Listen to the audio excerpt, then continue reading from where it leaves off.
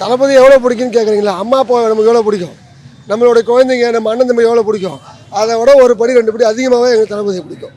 ஓகேங்களா? அவருக்காக உயிரே கொடுப்போம், கண்டிப்பாக உயிரை கொடுப்போம், தளபதியாக உயிரை கொடுப்போம். பிடிக்குங்க. கடவுளுக்கு ஒரு சில பேர் வந்து பக்தியில் வந்து கோயிலில் போய் சாமி ஆடுறாங்கல்ல, அப்படி தான் கூட நினச்சிக்கலாம். நீங்கள் எங்களுக்கு வந்து இவர் தான் கடவுள், புரியுதுங்களா? எங்களுக்கு சாமி இவர் தான். நாங்கள் வந்து ஒரு கல்ல சாமியாக பார்க்கறத விட ஒரு மனுஷன் உருவமாக நாங்கள் சாமியாக பார்க்குறோம்.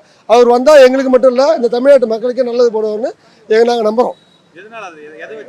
நாங்கள் 25 வருஷமாக நான் அவர் கூட பயணிச்சுக்கிறேன். அவர் வந்து ரசிக மன்றமாக இருக்கும்போது, மக்கள் இயக்கமாக இருக்கும்போது, அவர் கூட நம்ம முடிஞ்ச வரைக்கும் என்னால் க்ளோஸாக நாங்கள் பழகிருக்கோம். அவரோட ரியல் கேரக்டர் எங்களுக்கு தெரியும். இது வரைக்கும் அவர் வந்து ஒரு ஒரு ஒரு பொதுமக்கள் யாரும் சரி யாரையும் வந்து அவாய்ட் பண்ண மாரி நடந்தது கிடையாது. யாராவது அரவணைச்சிப்பார். எதிரியாக இருந்தால் கூட ஒரு கோபம் பேசினா கூட நம்ம அரவணைச்சிப்பார். அதை நாங்கள் கிட்ட இருந்து நான் பார்த்துருக்கேன். அதனால எனக்கு தளபதி இன்னும் சொல்ல போனால் தளபதி நடிக்கிறத விட அவர் ரியலோ கேரக்டர் ரொம்ப பிடிக்கும் எனக்கு. ஸோ அதுக்காக நான் அவருடைய ஒரு தொண்டனா கடமை தொண்டனாக இருக்கேன். இன்றைக்கி நான் சாதாரண தொண்டை எனக்கு வந்து ஒரு பாண்டிச்சேரியில் ஒரு மணடிப்பட்டு தொகுதியில் ஒரு தொகுதி தலைவராக எனக்கு உருவாகிருக்கேன். அது இல்லாமல் 4 பேருக்கு எனக்கு தெரியுதுன்னா இது தளபதியால் மட்டும்தான் எனக்கு நடந்திருக்கு. நான் உழைச்சதாக தான் நடந்திருக்கு. சும்மா வந்து புதுசாக வந்தாலும் நடக்கலை.